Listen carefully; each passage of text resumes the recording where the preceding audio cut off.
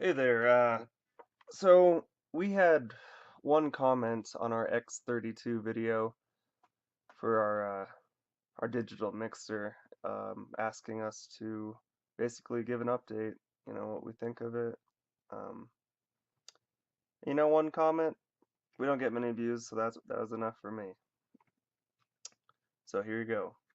If um, Basically it's awesome. Uh, we bought it with the intention of getting an in-ear mix so that we would no longer have to rely on just the sound tech at whatever venue we were playing to do our sound on stage. And on top of that, we wanted to start playing to a click track, and we don't have many backing tracks yet, but that's something we're working on. We're actually recording right now. Um, and then we'll use some of those stems for some more backing tracks once we're done. But yeah, we started playing to a click shortly after we bought the X32, and how we do that is we take the digital out. Me and my brother, who's the other guitar player, we both play x32s. We take our output number one, that goes to the mixer, and sometimes we'll use that. I mean, there's only been one show I think where we used that as well to go to the sound guy for the stage as well, but usually that's just for our ear mix, and then our output two, we go to a cabinet. Um, I don't know if you can see. Yeah, that Mesa right there is usually what I play out of live. Um, yeah, but we're using these, which is the AKG SPR 4500. Then I'm using, where is it? Sure, 215s, and I kind of molded my own earbuds. They work all right, not bad. Some of the other guys just use some of the stock earbuds, and as long as you can hear the click, it's good. We monitor our guitars and some kick drum and stuff like that, and we use an overhead for the rest of the drums. So that's our ears, and then we mix it in the X32. Sorry about all the long-windedness. I just felt like I had to explain that, but yeah. So we also have a bass DI going to the X32. We have vocals, so everybody hears their own personal mix of everything, and that's one of the coolest things about the X32 is that you can get everybody's mix right in it. And I'm actually gonna see if I can pull up the app real quick to show you guys that. Just bear with me a second here. I have to. So we also have a Wi-Fi adapter in our case that has X32, and then we obviously have our transmitters. These are the receivers.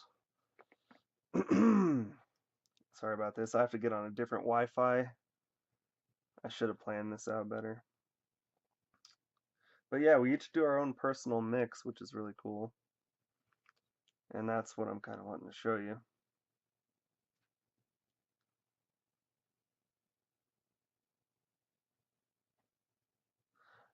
All right. So basically, man, that contrast, you guys aren't going to be able to see anything. I'm going to have to figure out how to take better videos one of these days, but you know, you have a slider for bass, for guitar left, for guitar right, or if you want to name them differently, for kick, for vocals. The songs we do have backing tracks are in there, and you just fade in what you want, fade out what you don't want, and then for click track, I like mine just about blasting because if the stage volume is good, I'll just take an ear out and then I'll just listen to the click with one ear and then listen to us play because the 215s are okay, but they're not that great of sound quality. So I kind of prefer to listen to us live if I can, and then just hear the click and a little bit of backing tracks and stuff in my ears.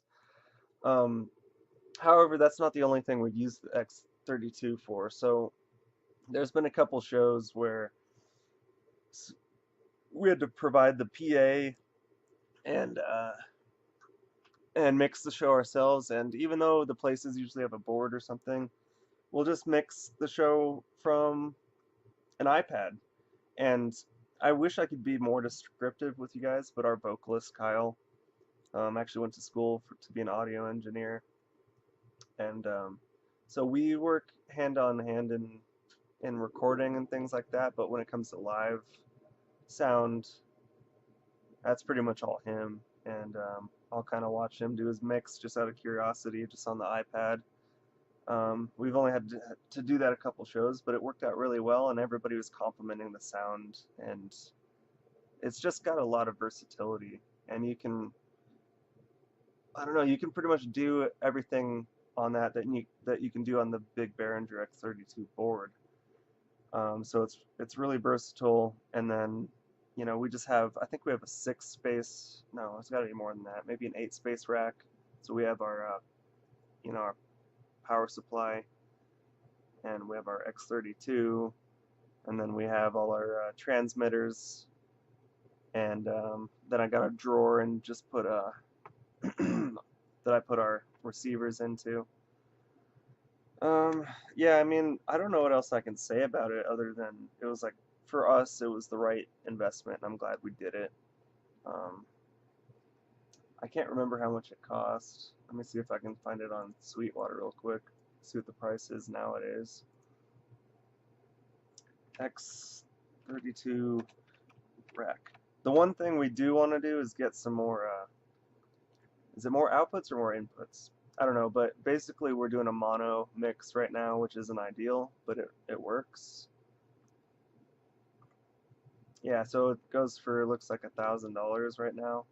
It must have been on sale when we bought it. I want to say we got it for maybe $850. We got it through Sweetwater. There was a promotion, and we did the 48 months financing. But even then, we're a 5-piece band, so you got to figure what 850 divided by 5. Yeah, we paid about 170 a piece. That's so doable if you guys can just agree to split your costs like that. And then the Behringer S16 is what, in a perfect world, we would have that too.